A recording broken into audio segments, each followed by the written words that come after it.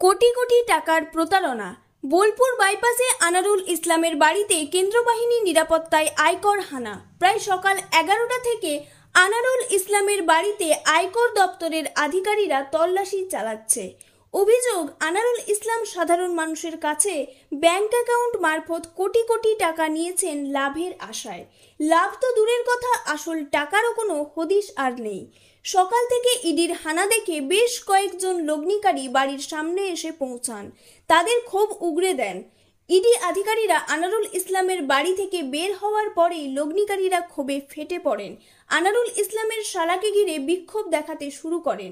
ED আধিকারিকরা বেশ কিছু নথিপত্র নিয়ে বাড়ি থেকে বের হয়ে চলে যান।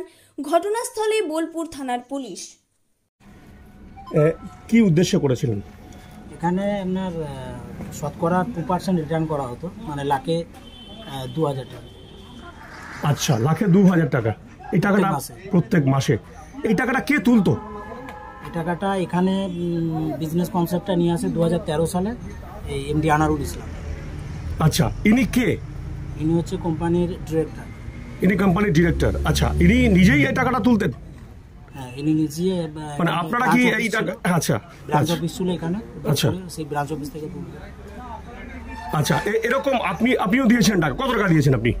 সেটা আমি এই মুহূর্তে বলতে রাজি নেই, তবে অনেকেই ইনভেস্ট আপনি দিয়েছেন।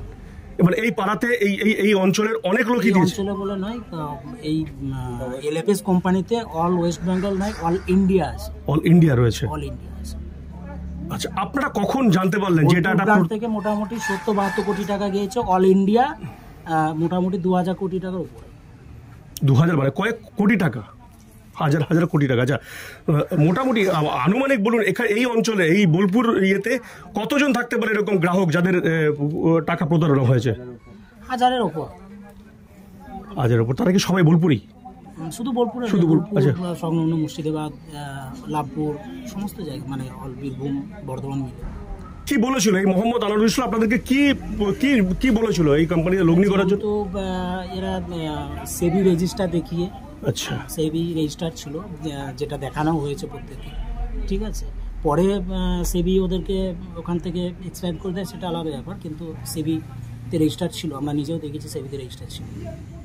আপনারা কখন জানতে পারলেন? সেবি রেজিস্টার দিয়েছিল কি করে? যদি একটা কোম্পানি এভাবে রিটার্ন করতে পারে না, যেটা এটা বলা হতো যে পোর্টফোলিও ম্যানেজমেন্ট সার্ভিস, পিএমএস এর আন্ডারে কিন্তু টাকাটা নেওয়া হতো।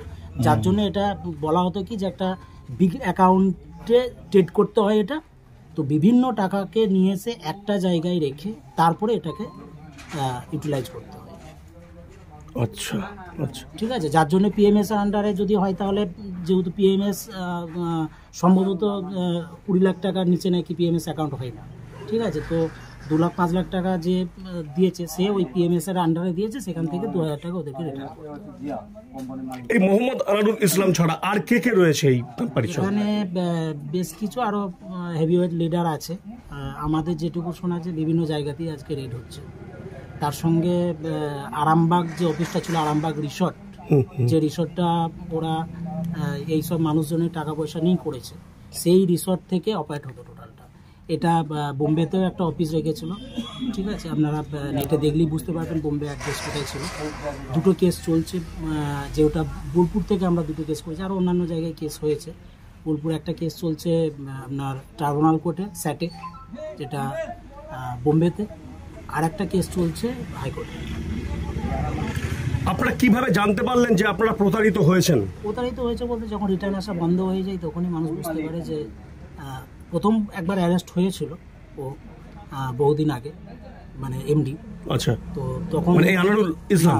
আচ্ছা, ওটা হচ্ছে জিয়াজুর রহমান।